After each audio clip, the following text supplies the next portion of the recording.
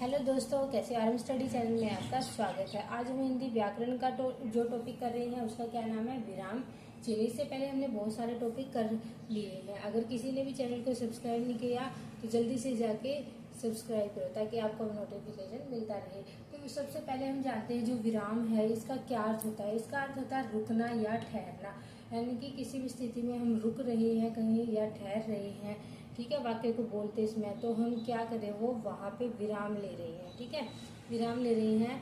अगर इसकी परिभाषा की बात करें तो क्या होता है, भाव और विचारों को स्पष्ट करने के लिए जिन चिन्हों का प्रयोग करेंगे, ठीक है, हम अपने विचार या भाव को स्पष्ट करने के लिए क्या करेंगे, चिन्हों का प्रयोग करेंगे। कहाँ कर सकते हैं, वाक्य के बीच में कर सकते हैं या फिर अंत में हम प्रयोग कर सकते हैं। उन्हें क्या कहेंगे, विराम चिन्ह कहते हैं। उदाहरण देख लेते हैं, इसको और अच्छी तरह से डिफाइन करेंगे। उदाहरण कैसे, यहाँ हम उदाहरण देखते हैं, रोको मत जाने दो, ठीक है, ये एक सिंपल सा सेंटेंस है। इसके बाद देखो यहाँ पे पूर्ण विराम लगाया है। अब इसी वाक्य को विराम चिन्ह के साथ अगर हम प्रयोग करेंगे तो इसके अर्थ क्या है, अलग अलग निकल के आएंगे। कैसे, जैसे रोको फिर विराम चिन्ह लगाया, मत जाने दो, इसका जो अर्थ है क्या निकला कि उसको रोकना है, ठीक है, जाने नहीं देना है। दूसरे वाले में क्या है, रोक लो उसको। थर्ड वाला देखो, रोको मत, फिर हमने लिया विराम, जाने दो, रोको मत जाने दो। तो थर्ड में जो निकला क्या कि उसको जाने देना है, दूसरे में उसको रोकना है, ठीक है, थर्ड में क्या करें, जाने दो। तो इस तरह से विराम चिन्ह का हमने प्रयोग किया, जिसका जो अर्थ जो है विराम चिन्ह प्रयोग करने के बाद अलग अलग निकल के आ रहा है। तो ये अहम भूमिका निभाते हैं। नेक्स्ट हम बात करते हैं कि जो विराम चिन्ह है उनकी संख्या कितनी। तो विराम चिन्ह अगर हम कर रहे हैं तो उनकी संख्या कितनी है, 20 हम करेंगे, ठीक है, 20 हम इसके अंदर करेंगे। यहाँ पे हम देखने वाले हैं जो विराम चिन्ह है इसके कितने प्रकार हैं। तो इसके हमने देखा 20 प्रकार है, उनको हर एक को अलग अलग से देखेंगे अच्छी तरह से। पहले इनके जो चिन्ह है, विराम चिन्ह है और इनके नाम है, पहले ये याद कर लेते हैं। उसके बाद फिर इनके जो प्रयोग होंगे उनके बाद उदाहरण, ये सारी चीजें करेंगे। तो यहाँ पे देखिए सबसे फर्स्ट पे क्या है, पूर्ण विराम। पूर्ण विराम क्या है, वाक्य के अंत में हम ऐसे डंडा लगाते हैं ना, तो ये क्या हो जाएगा, पूर्ण विराम हो जाएगा। नेक्स्ट बात करते हैं अर्ध विराम। अर्ध विराम को हम क्या करते हैं, ये बिंदी लगा के नीचे कोमा लगाते हैं, तो ये क्या हो जाएगा, अर्ध विराम हो जाएगा। जो थर्ड पे रहेगा अल्प विराम रहेगा। अल्प विराम कैसे, ऐसे कोमा हमने यूज करना है, ठीक है। नेक्स्ट हम बात करते हैं प्रश्नवाचक। जब भी प्रश्न पूछा जाएगा तो उसमें अंत में क्या लगाना पड़ेगा, ये जो चिन्ह है प्रश्नवाचक का, ठीक है, इस तरह से बना के नीचे बिंदी, तो ये हमें प्रयोग करना होगा। नेक्स्ट है विस्मय सूचक। जो विस्मयादि बोधक वाले वाक्य होंगे उसके अंतर्गत क्या करना है, ये डंडा लगाना है, उसके नीचे क्या करना है, बिंदी लगानी है, ठीक है, ये विस्मय सूचक चिन्ह हो जाएगा। नेक्स्ट हम बात करते हैं उद्धरण या अवतरण चिन्ह के विषय में। उद्धरण या अवतरण, जो इन्वर्टेड कॉमाज हम बोलते हैं ना इंग्लिश में, वही उद्धरण और अवतरण। तो इसके जो साइन रहेंगे इस तरह से, ऊपर डैश रहेंगी या फिर इस तरह से, ठीक है। इसको 66 या 99 हम बोलते थे, 6 और 9 इस तरह से इसको बोलते थे, उद्धरण या अवतरण चिन्ह। और योजक चिन्ह है, जैसे योजक इस तरह से इसमें लाइन मिलेगी, जो निर्देशक या डैश है वो योजक चिन्ह से छोटी होगी, ठीक है, ऐसे ही डैश बनेगी इसमें भी। नेक्स्ट हम बात कर लेते हैं जो 9th नंबर पे हमारा है, उसका नाम है कोष्ठक चिन्ह। कोष्ठक चिन्ह भी 3 तरह से हम प्रयोग करेंगे। इस तरह से ब्रैकेट हम यूज कर सकते हैं, ये जो इस तरह से जो मध्य ब्रैकेट होती है ये, या फिर ये, ठीक है, लघु मध्यम और दीर्घ, इस तरह से हम इनका प्रयोग कर सकते हैं कोष्ठक चिन्ह। ये 9th नंबर पे है। नेक्स्ट हम करेंगे 10th नंबर पे। अब हम बात करते हैं जो 10th नंबर पे है, जो चिन्ह यूज किया जाता है विराम चिन्ह, उसका क्या नाम है, हंसपद, विस्मरण, त्रुटिबोधक, काकपद चिन्ह। अब इसके ही जो नाम पूछ लिया गया था सबको, ये जैसे त्रुटिबोधक तो याद रहता है हंसपद भी, लेकिन इसका नाम क्या आया था, काकपद चिन्ह। ये ऑप्शन में थे ही नहीं, तो ये था काकपद चिन्ह और 3 और थे, तो उसमें से सिलेक्ट करना था। तो इसका आंसर क्या है, ठीक है, जैसे ये साइन बनाया जाता है, इसका जो होगा विस्मरण के लिए, या कुछ चीजें बीच में छोड़ जाती हैं, वाक्य लिखते हुए कुछ चीजें रह जाती हैं, ठीक है, उसका ये नाम क्या है, हंसपद, त्रुटिबोधक या काकपद चिन्ह। तो ये 4 नाम रहेंगे एक के ही। नेक्स्ट हम बात करते हैं 11th नंबर पे जो रेखांकन चिन्ह होते हैं। रेखांकन चिन्ह कौन से हैं? जो चिन्ह जैसे अंडरलाइन हम लगाते हैं ना, इंग्लिश में बोले तो इसको अंडरलाइन और हिंदी में रेखांकन चिन्ह, ठीक है। किसी को हाईलाइट करने के लिए जब भी हम यूज करते हैं अंडरलाइन लगाते हैं ना, तो वो इस तरह से प्रयोग होगा। नेक्स्ट हम देखेंगे लाघव संक्षेपण।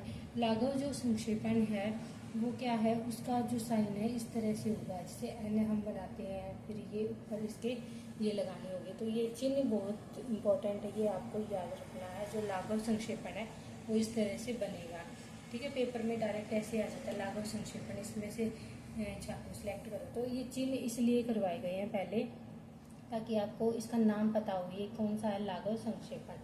इसके बाद इसके एग्जाम्पल करेंगे, ठीक है।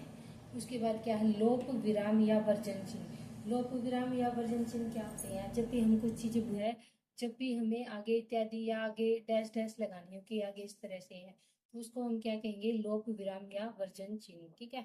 तो इसको कैसे बिंदी बिंदी बिंदी हम प्रयोग करते हैं लिखते हुए भी कई बार, तो इसका क्या नाम है, लोप विराम। नेक्स्ट हम बात करते हैं अपूर्ण या उपविराम कोलन। इसका नाम भी हो सकता है अपूर्ण भी कह सकते हैं हम इसको, उपविराम भी, और कोलन, तीनों ही नाम ध्यान रखने हैं। तो कोलन के नाम से तो सबको पता होगा कि दो बिंदु लगे होंगे इस तरह से, तो ही अपूर्ण और उपविराम भी नाम दिया गया है, ठीक है। जिसके अन्य नाम है वो भी बहुत इंपॉर्टेंट है, याद रखने हैं।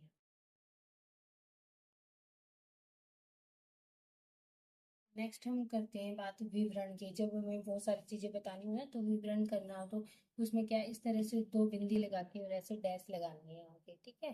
तो ये किसका चिन्ह हो जाएगा, विवरण चिन्ह का। फिर हम बात करते हैं तुल्यता समता सूचक। तुल्यता या किसी के से तुलना करनी हो या फिर समता सूचक क्या होगा, इस तरह से दो डैश लगी होंगी। इसको अगर इंग्लिश में बात करें, इंग्लिश में तो सबको पता होगा, इक्वल्स टू यूज करते हैं ना, इक्वल्स टू बोलते हैं, इक्वल टू बोलते हैं। तो वो क्या है, हिंदी में उसका नाम है समता सूचक और तुल्यता। हिंदी में कम नाम याद होते हैं, लेकिन कुछ चीजें इंग्लिश में जल्दी याद हो जाती हैं। तो इसका जो ये दो लाइनें लगाई गई हैं, इसका क्या हो जाएगा, समता सूचक या फिर तुल्यता, इक्वल टू का नाम है। ओके, नेक्स्ट हम बात करते हैं इतिश्री या समाप्ति।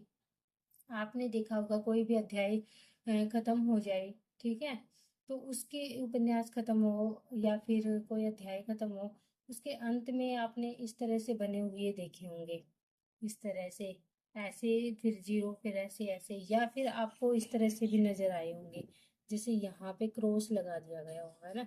इन दोनों में से कोई भी प्रयोग हो सकते हैं, या तो ये भी प्रयोग हो सकता है, ये या भी, ठीक है। इस तरह से ये दोनों जो इस चीज को दिखाएंगे कि ये समाप्ति चिन्ह है, ठीक है। यानी कि लेसन यहाँ पे खत्म हो गया है। नेक्स्ट हम बात करते हैं विकल्पक चिन्ह की। जो विकल्पक चिन्ह है, या तो ये या ये, इस तरह से लेने के लिए हम क्या है, डैश जो इस तरह से है ना, स्लांट लाइन है जो, वो प्रयोग करते हैं। इसका क्या नाम हो जाएगा, विकल्पक चिन्ह, या विकल्प चिन्ह भी बोल सकते हैं, या विकल्पक भी, इन दोनों में से कोई भी आए तो एक ही अर्थ है। इस तरह से जो स्लैट लाइन हम यूज करते हैं वो हो जाएगा, ठीक है। नेक्स्ट जो है 19 नंबर पे, अगर हम बात करें पुनरुक्ति चिन्ह। पुनरुक्ति चिन्ह आप बहुत बार प्रयोग करते होंगे, ऐसे डैश डैश लगा के, जैसे कहते सर्वनाम के कितने भेद है, पुरुषवाचक सर्वनाम, ठीक है, निजवाचक निश्चयवाचक सर्वनाम। आप सर्वनाम न लिख के उसके नीचे ऐसे डैश डैश लगा देते हो ना, यानी कि ऊपर वाली चीज बार बार रिपीट हो रही है, तो वो कौन सा हो जाएगा, पुनरुक्ति चिन्ह हो जाएंगे। नेक्स्ट हम बात करते हैं संकेत चिन्ह। संकेत चिन्ह कौन से है, किसी भी चीज को हाईलाइट करना है, ठीक है, किसी भी चीज के पॉइंट दिखाना है कि ये मेन पॉइंट है, तो उसके आगे हम ऐसे स्टार बना देते हैं, ऐसे बनाते हैं ना स्टार, तो ये किसका हो जाएगा, संकेत चिन्ह का। इस प्रकार से हमने 20 विराम चिन्ह, वो विराम चिन्ह के नाम भी देख लिए, उसके जो साइन प्रयोग होते हैं वो भी हमने देख लिया। अब इनके जो किस तरह से प्रयोग होंगे उदाहरण के साथ हम देखेंगे। क्या है, पूर्ण विराम कहाँ कहाँ प्रयोग किया जा सकता है, अब इसको देखना है। तो पूर्ण विराम जो प्रश्नवाचक और विस्मय जो सूचक वाक्य है ना, उनको छोड़ के बाकी सभी में क्या लगेगा, पूर्ण विराम लगता है। प्रश्न सूचक और विस्मय सूचक इनके अलग से चिन्ह देखे थे ना हमने, तो इन दोनों को छोड़ के बाकी सभी में क्या लगाना होगा, पूर्ण विराम लगाना होगा। तो एग्जाम्पल देखिए, राम स्कूल से आ रहा है, तो बाद में क्या लगाया हमने, पूर्ण विराम। जैसे नेक्स्ट देखिए, वह छत पर है, तो यहाँ पे भी क्या लगा, पूर्ण विराम लगा, ठीक है। जो ये सिंपल वाक्य है सभी में, बाकी सभी में क्या लगना है, पूर्ण विराम का प्रयोग होगा। एक और चीज जो नई चीज है वो भी देख लो। जो दोहा और श्लोक चौपाई हम देखते हैं, वहां पे जो फर्स्ट लाइन होती है, फर्स्ट पंक्ति क्या होती है, उसमें एक जैसे पूर्ण विराम लगाते हैं, एक डंडा लगाते हैं। लेकिन जब हम दूसरी पंक्ति में अंत में जो प्रयोग करेंगे वो दो डंडे यूज होंगे, ठीक है। फर्स्ट में जो पूर्ण विराम का एक साइन, दूसरी पंक्ति में जो पूर्ण विराम के दो साइन यूज होंगे, ठीक है। इतना आपको ध्यान रखना है। नेक्स्ट हम बात करते हैं अर्ध विराम। यहाँ पे क्या है, जैसे अर्ध विराम कहाँ पे प्रयोग होगा, सबसे पहले देख ले। जहाँ पूर्ण विराम की अपेक्षा में क्या है, कम देर तक रुकना हो, ठीक है, और अल्प विराम की अपेक्षा कुछ देर तक रुकना हो, तो वहां पे हम क्या लगाएंगे, अर्ध विराम का प्रयोग करेंगे। तो कैसे, जैसे एग्जाम्पल है, जब मेरे पास रुपये होंगे तब मैं तुम्हारी सहायता करूंगा, ठीक है। तो इसमें क्या आ जाएगा, क्या है, जब मेरे पास रुपये होंगे तो तब मैं तुम्हारी सहायता करूंगा। इस वाक्य में किसका प्रयोग हुआ है, अर्ध विराम। अर्ध विराम का क्या साइन था, एक बिंदु, नीचे ये जो विराम चिन्ह है ये लगेगा, ठीक है, बिंदु, और ये इसका चिन्ह था अर्ध विराम का। तो इस तरह से हमने दो देखे, विराम, पूर्ण विराम और अर्ध विराम। नेक्स्ट हम देखेंगे अल्प विराम। अल्प विराम जैसे इस तरह से साइन प्रयोग होगा, ठीक है। इसका प्रयोग कहाँ हम कर सकते हैं तो देखेंगे, जहां अर्ध विराम की तुलना में और कम देर रुकना हो, यानी कि जो अर्ध विराम है उससे भी कम समय के लिए अगर हमें रुकना पड़ जाए, तो हम वहां पे किसका प्रयोग करेंगे, अल्प विराम का प्रयोग वहां पे हम कर सकते हैं। जैसे पूज्य पिताजी, भवदीय, मान्यवर, ठीक है, इस तरह से अगर आदर भाव दिखाना है तो हम ऐसे कोमा लगा के करेंगे, पूज्य पिताजी, भवदीय, मान्यवर, ठीक है। नेहा तुम इधर आओ, ठीक है, नेहा तुम इधर आओ, ये हो गया। इसमें क्या है, नेहा तुम यहाँ पे रुके, फिर इधर आओ, तो यहाँ पे क्या आ गया, अल्प विराम, थोड़े समय के लिए रुके हैं तो यहाँ पे। नेक्स्ट हम देखते हैं, कई बार जब हम अंक का प्रयोग करते हैं, अंकों का प्रयोग करते हैं ना, तो वहां पे भी हम अल्प विराम करते हैं, जैसे एक अल्प विराम, दो अल्प विराम, पांच अल्प विराम, सात, इस तरह से हो जाएंगे, ठीक है। अंकों को लिखते समय भी हम अल्प विराम का प्रयोग करेंगे। और नेक्स्ट, जब भी किसी की कही हुई बात है, ठीक है, कही हुई बात है, जो चीज एज इट इज लिखी जाएगी वो तो क्या है, उद्धरण जो चिन्ह है, अवतरण जो चिन्ह है ना, उनके बीच में लिखी जाएगी। लेकिन उससे पहले जो प्रयोग होगा वो याद रखना है, अल्प विराम का प्रयोग होगा। जो उद्धरण या अवतरण चिन्ह है उनसे पहले हम अल्प विराम का प्रयोग करेंगे, ठीक है। ये रहा हमारा अल्प विराम। अब हम बात करते हैं फोर्थ की, प्रश्नवाचक की। प्रश्नवाचक वाक्य के अंत में इस चिन्ह का हम क्या करेंगे, प्रयोग करेंगे। जैसे तुम कहाँ जा रहे हो, तो ये जो चिन्ह प्रयोग हुआ ये क्या है, प्रश्नवाचक है। वहां क्या रखा है, इस तरह से हम प्रश्न पूछ सकते हैं। तो प्रश्न वाले जो वाक्य होंगे उसमें कैसे लगेगा, इस तरह से प्रश्न का जो चिन्ह होगा उसके नीचे बिंदी, तो ये किसका साइन होगा, प्रश्नवाचक का। नेक्स्ट हम बात करते हैं विस्मयवाचक की। जो फिफ्थ नंबर का रहेगा, विस्मय सूचक जो वाक्य है, विस्मय सूचक विराम चिन्ह या संबोधक भी इसका नाम कई बार आ जाता है। विस्मय सूचक न दे के क्या देते हैं, संबोधक विराम चिन्ह भी दे देते हैं। तो इसको किस तरह से देखना है हमें, विस्मय, आश्चर्य, ये किस कहाँ प्रयोग होगा, विस्मय, आश्चर्य, हर्ष, घृणा इत्यादि का जब भी बोध कराने के लिए इस चिन्ह का हम क्या करेंगे, प्रयोग करेंगे। अगर हमें आश्चर्य पता लग रहा है वाक्य पढ़ के, हर्ष का पता लग रहा है, घृणा, क्रोध है, ये किस तरह से हमें पता लग रहा है, तो वो क्या हो जाएंगे, विस्मय सूचक। जैसे वाह, इसका एग्जाम्पल हम देखते हैं। जैसे क्या हो जाएगा एग्जाम्पल, वाह आप यहाँ कैसे पधारे, ठीक है। इस तरह से हम बहुत सारे बना सकते हैं। तो विस्मय सूचक यहाँ पे प्रयोग हुआ है। कई बार पूछा गया है कि विस्मय जो विस्मयादिबोधक चिन्ह है वो वाक्य के कहाँ, मध्य में, अंत में, ठीक है, शुरू में, किस तरह से प्रयोग होते हैं। तो आपका क्या है, आरंभ में, आरंभ में इसका शुरू में जो लगते हैं, आरंभ में लगते हैं ये वाक्य के। तो ये हो गया हमारा विस्मय सूचक विराम चिन्ह।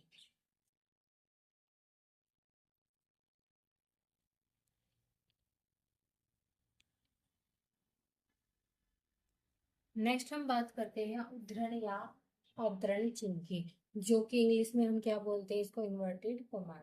ठीक है, इसको हम दो तरह से बांट सकते हैं, एक तो एक हरा उद्धरण चिन्ह, एक दोहरा उद्धरण जो, या फिर अवतरण। ठीक है, दोहरा अवतरण चिन्ह, एक हरा चिन्ह। इस तरह से हम इसको दो तरह से बांट सकते हैं। जब एक हरा की बात करें तो ये एक एक लाइन, ठीक है, एक एक जो डैश है ये प्रयोग होगी, दोहरे के अंदर दो आएंगे। ठीक है, दो अवतरण यूज होंगे।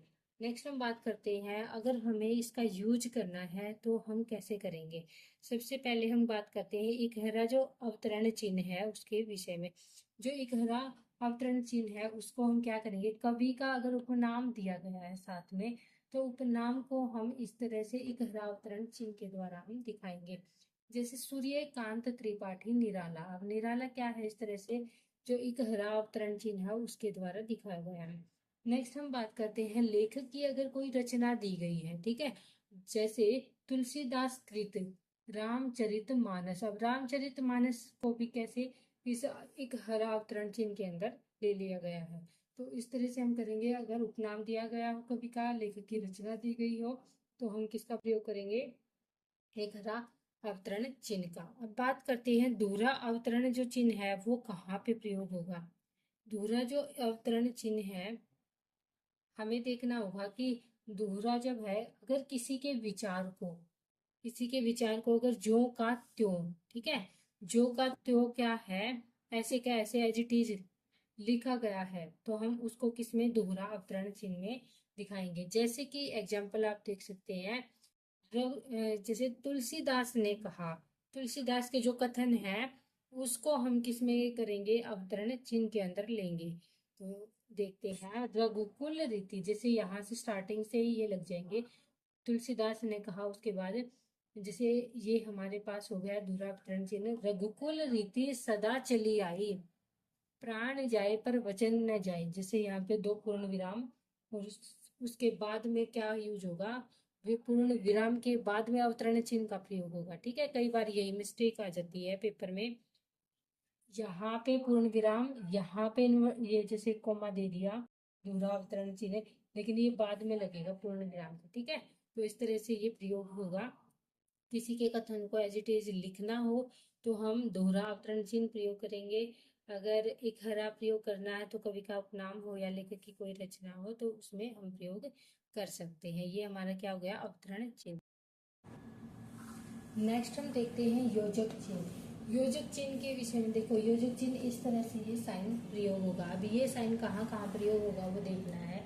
जैसे कहीं पे भी अगर शब्द युग्म हमें मिल जाता है, ठीक है, शब्दों का जोड़ा अगर मिल जाए तो वहाँ पे भी हम किसका प्रयोग करेंगे, योजक चिन्ह का। जैसे कभी कभी, खाते पीते, लाभ हानि, ठीक है, इस तरह से जो युग्म होंगे शब्दों के, वहाँ पे हम किसका प्रयोग करेंगे, वो योजक चिन्ह होगा। क्या होगा, योजक चिन्ह। और एक और है, जैसे कि जब भी हम किसी की तुलना करें या सी शासन, इस तरह से अगर हमें साथ में जोड़ना है तो वहाँ पे भी हम किसका प्रयोग करेंगे, योजक चिन्ह का। जैसे चांद सा चेहरा, फूल सी मुस्कान, तो यहाँ पे जो सा है इसके साथ में क्या लगा दिया, योजक चिन्ह, सी, फूल सी में योजक चिन्ह। ठीक है, ये तो हो गया हमारा योजक चिन्ह। नेक्स्ट हम करेंगे निर्देशक जो चिन्ह है उसका प्रयोग कहाँ पे होगा। जो निर्देशक चिन्ह होंगे ना, निर्देश देने के लिए होंगे, वो इस तरह से प्रयोग होगा। तो अगर कहाँ कहाँ हम इसका प्रयोग करेंगे, संवादों को अगर लिख रहे हैं, लिखने के लिए, जैसे रमेश तुम कहाँ रहते हो, ठीक है, मोहन, जब मोहन की बारी आई तो मोहन के बीच में क्या डैश लगा के फिर उसके विषय में बताया, मोहन क्या कहता है, मैं कलकत्ता रहता हूँ। ठीक है, अगर हमें संवाद लिखने हैं तो हम इस प्रकार से निर्देशक जो निर्देश दिए गए उसका पालन करेंगे और इसका साइन का प्रयोग करेंगे। नेक्स्ट हम और कहाँ इसका प्रयोग करेंगे, अगर किसी भी प्रकार की हमें सूची मिल जाती है, ठीक है, कि सूची क्या, नाम लिस्ट मिल जाती है कोई भी, तो उसमें भी हम निर्देशक जो चिन्ह रहेंगे उसका प्रयोग करेंगे। ठीक है, जैसे कि अगर नाम बात करें, सफल होने वाले छात्रों के नाम निम्न हैं, तो निम्न है इसके बाद क्या प्रयोग किया हमें, निर्देशक चिन्ह। जैसे योगेश है, कल्पित है, अयांश, सफल होने वाले छात्रों के नाम निम्न है, योगेश, कल्पित, अयांश। इस प्रकार से कोई सूची हमें देनी है तो वहाँ पे भी हम किसका प्रयोग करेंगे, इसका निर्देशक चिन्ह का। ये हमारा निर्देशक चिन्ह हो जाएगा। ठीक है, तो ये हमारा हो गया निर्देशक चिन्ह।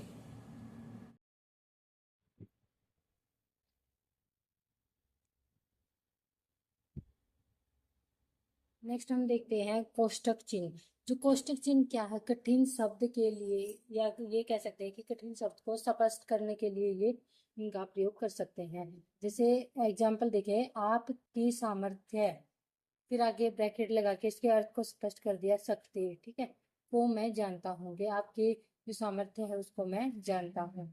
नेक्स्ट हम क्या है, नंबरिंग करने के लिए, या कोई विषय है उसका बताना है, विभाग है, सूचकांक, तो इनके लिए भी हम कोष्टक चिन्ह का प्रयोग कर सकते हैं। जैसे हम इनका प्रयोग करते हैं ना, एक लिख के फिर ब्रैकेट पे पॉइंट डालते हैं इस तरह से, तो उसको भी इसी के द्वारा स्पष्ट कर सकते हैं। नेक्स्ट हम बात करते हैं हंस पद। हंस पद या कह सकते हैं विस्मरण, इसका ही नाम क्या होता है, एक काकपद चिन्ह भी होता है, त्रुटि लिख भी इसी का अर्थ है। जैसे क्या है, जब किसी वाक्य या वाक्यांश में कोई शब्द हम छोड़ देते हैं या छूट जाता है, तो वहां पे हमें उस तरह से लगाना होता है। ये जो साइन है ये हंस पद साइन है, ठीक है। और इसमें क्या है, जैसे हम एग्जाम्पल देखते हैं, स्वतंत्रता हमारा, ठीक है, स्वतंत्रता हमारा क्या है, जन्म सिद्ध आना चाहिए यहाँ पे, लेकिन वो चीजें हम छोड़ दिए हैं। तो छोड़ने के बाद हम जो यूज करेंगे साइन, इस तरह से प्रयोग करेंगे, स्वतंत्रता हमारा अधिकार है, ठीक है, लेकिन यहाँ पे आना क्या चाहिए था, जन्म सिद्ध, स्वतंत्रता हमारा जन्म सिद्ध अधिकार है। अब हम यहाँ पे देखते हैं जो रेखांकन है, रेखांकन विराम चिन्ह का प्रयोग हम कैसे करेंगे। जैसे इसमें शब्द, पद, वाक्य रेखांकित कर दिया जाता है, यानी कि अंडरलाइन कर दिया जाता है। इसके अंदर क्या होता है, जैसे एग्जाम्पल है, गोदान उपन्यास प्रेमचंद द्वारा लिखित सर्वश्रेष्ठ क्या है, कृति है, सर्वश्रेष्ठ कृति है, यहाँ पे हमने क्या कर लिया, अंडरलाइन कर दिया। तो इस तरह से हम क्या कर सकते हैं, अंडरलाइन के द्वारा उसको बेहतर बना सकते हैं या समझने में आसान हो सके। तो यहाँ रेखांकन का आपको आसानी से समझ में आ गया होगा, ठीक है, कि हम किसी भी शब्द को, पद को हम क्या कर सकते हैं, रेखांकित कर। नेक्स्ट जो हमारे पास रहेगा उसका नाम है लाघव, या उसको हम कह सकते हैं संक्षेपण। संक्षेपण या लाघव, इन दोनों में से क्या है, जैसे किसी भी चीज का अगर हमें संक्षिप्त रूप लिखना है ना, तो वहां पे क्या है, लाघव या संक्षेपण का प्रयोग होगा। जैसे सोनीपत विकास प्राधिकरण का हमने यहाँ सो, फिर वी, फिर ब्रा, इस तरह से लिख दिए, तो ये क्या है, संक्षेपण। और संक्षेप इसमें क्या आएगी, जैसे ये बिंदु, ये जीरो आएगी पीछे, ठीक है, ये बनाने, जैसे डॉक्टर को कई बार देखा होगा आपने लिखे हुए, वो क्या है, संक्षेपण रूप है, ठीक है, या लाघव विराम चिन्ह है। नेक्स्ट जो हम देखेंगे, जैसे लोप विराम, लोप विराम और वर्जन भी बोल सकते हैं हम, ठीक है, लोप विराम या वर्जन। जो 13 नंबर पे रहेगा वो क्या है, लोप या फिर विराम। तो इसमें क्या है, इस तरह से ऐसे बिंदी बिंदी प्रयोग किए जाएंगे।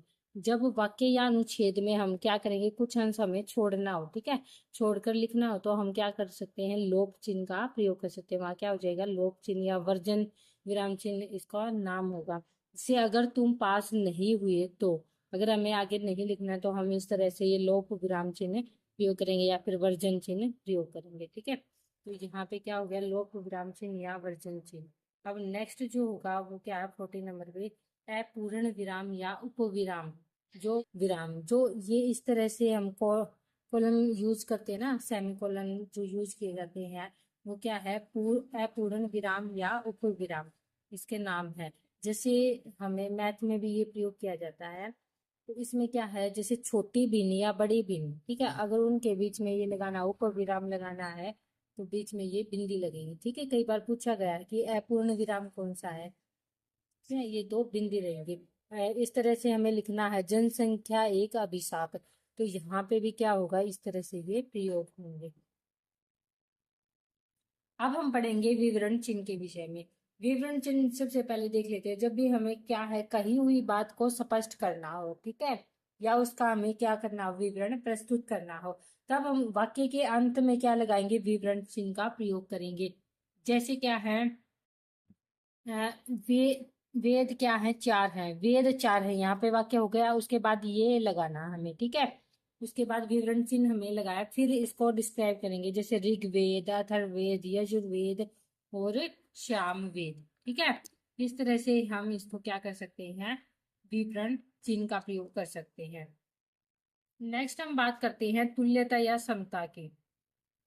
तुल्यता या समता क्या है, इसको हम इंग्लिश में कहेंगे इक्वल्स टू।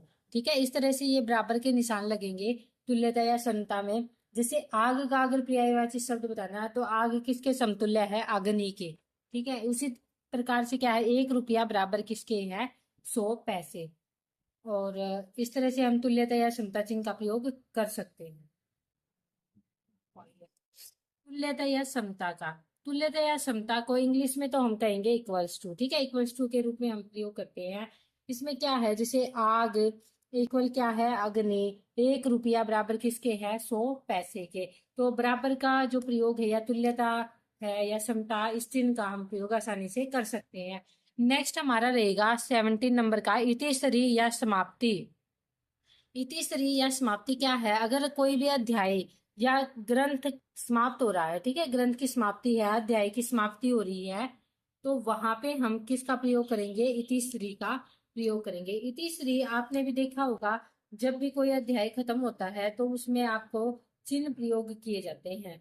उसमें क्या होता है, जैसे इस तरह से बना दिए जाते हैं। ठीक है, या फिर कई में क्या होता है, जैसे इस तरह से भी प्रयोग में आपने देखा होगा।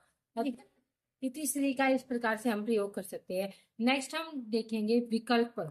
विकल्प क्या है, इसका नाम कई बार विकल्पक भी आ जाता है। जैसे विकल्प क्या क्या रहेगा, इस तरह से ये लाइन प्रयोग करेंगे हम। ठीक है, विकल्प के लिए एक शब्द इधर लिखा जाएगा, एक शब्द इधर लिखा जाएगा। विकल्प की ये साइन हमें बताएगा या तो हम ये या फिर ये ले सकते हैं।